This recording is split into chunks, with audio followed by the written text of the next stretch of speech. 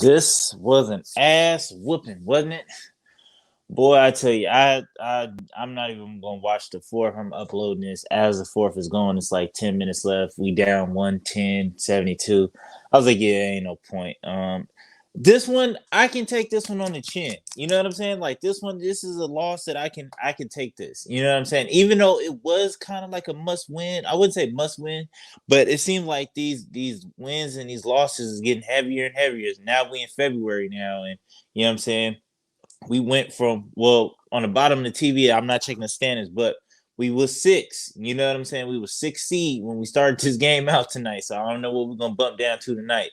But luckily we got Devin Booker coming around third. So hopefully we can start stacking up these dubs, but they starting to weigh a whole lot more now. So you know what I'm saying? We need to start getting some good quality wins.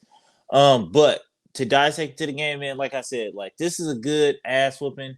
And I feel like I can take this one on the chin just because it was just one of those games where it's just like, shout out to the Hawks. Like the Hawks just couldn't miss, bro. Like it was just sometimes you run into a team like that, the team that's hungry, that lost two straight in a row, or a lot of they lost like three straight, like close games that could have went either way. And so they just kind of, you know what I'm saying? They kind of they needed this, you know what I'm saying? They needed, and they came out and they showed it, and we wasn't prepared, and we just ran right into a buzzsaw. They couldn't miss everybody. It felt like everybody was hitting from everywhere, and it was just like, man, it was raining. Trey Young didn't even need to do much, but he gave him 20. DeJounte with a nice little 20. Bogey off the bench with 13. Yeah, John Collins with a nice 9. Hunter. Yeah, it was just like I said, it was just an overall just ass whooping tonight. You know what I'm saying? And the only people that showed up, I would say, is Mikal. Mikal kind of showed up, but I feel like after the end of that first quarter, it was like I think it was 26-29, and after that it just went crazy. And Mikal was on the bench, and yeah, we had our backups in, and it ballooned out of control. CP3 couldn't get nothing going. So yeah, like I said, man, I'm gonna keep this short, but yeah, man, like these nights they happen. You know what I'm saying? Especially if you don't have a coach that's going to at least kind of try to scheme up a defense to try to, all right, like make it at least difficult for them, and just relying on switches and people winning that matchup. Then yeah, because I feel like the only way, like I feel like we should have probably went zone a little bit more because I feel like we was more successful when we was in the zone. But hey, what do I know? I'm just a, you know what I'm saying, guy on YouTube that love the Suns entirely too much. But some things I want to talk about before I get out of here. You know what I'm saying? So one thing is the trade. The trade that's been popping up with Jordan Nora, you know what I'm saying? Or I don't know how to pronounce his name. So sorry that man, but Jordan, we got Serge Ibaka and you got George Hill. And I think it was like a second round pick for Jay Crowder. And my thing is, I feel like we should have did that yesterday. You know what I'm saying? For Jay Crowder, like even though yeah, like kind of Jordan is a little like I would say like a glorified kind of Abdul Nader. You know what I'm saying? But I feel like now with Dwayne Washington gone, I feel like we need to have somebody that's not afraid to look at the rim, not afraid to take these shots. And I feel like Jordan will definitely come in and he'll definitely take some shots and definitely start looking at the rim. You know what I'm saying? But I think Serge is a good fit with this team because I feel like he gives us options to go like double big with him and DeAndre, and I feel like he's a solid rebounder, and that's what we need desperately on this team. And in games where Cam Johnson can't start, he can start, or teams that we go that we might see in the playoffs, like when we see the Nuggets, if we see the Nuggets, if we see the Pelicans again, and some of these other teams that go double big. So it's like, or the Milwaukee, if we even get that far.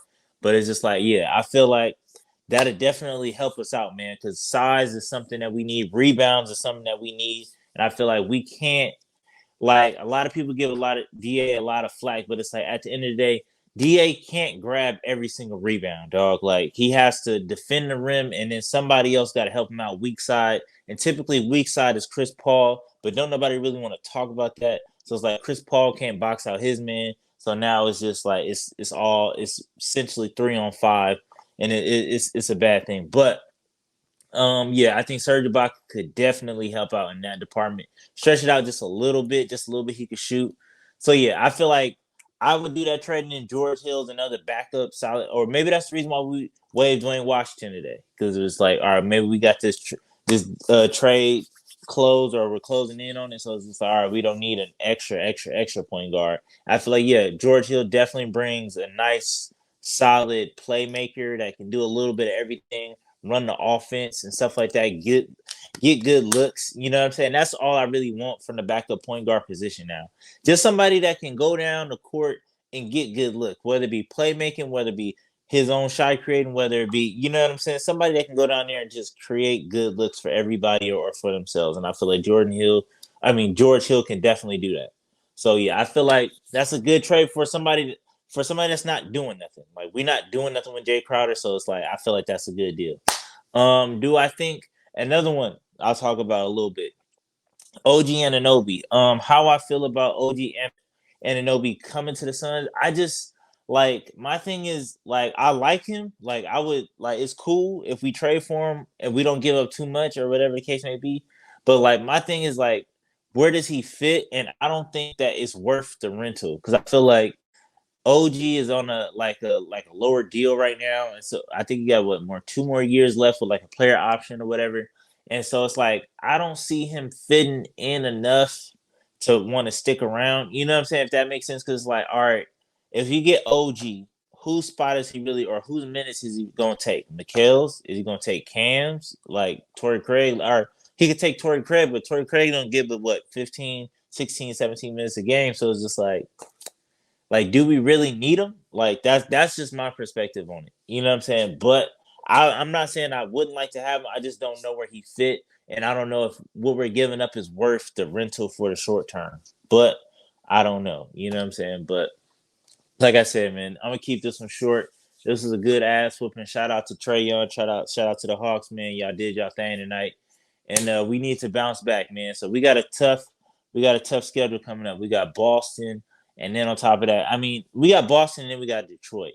I don't know what we're gonna do against Boston. Hopefully, we don't get blown out the water 2 times in a row, but who knows? But till next time, man. Peace.